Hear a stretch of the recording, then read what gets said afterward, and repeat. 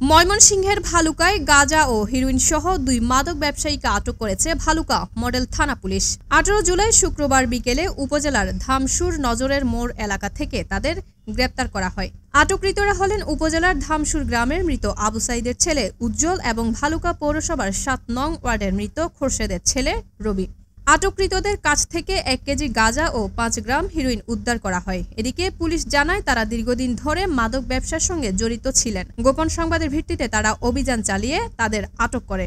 এই বিষয়ে ভালুকা মডেল থানার উপপরিদর্শক মোশাররফ হোসেন জানান, গ্রেপ্তারকৃতদের বিরুদ্ধে মাদকদ্রব্য নিয়ন্ত্রণ আইনে মামলা দায়ের করে তাদের আদালতের মাধ্যমে জেল হাজতে পাঠানো হয়েছে।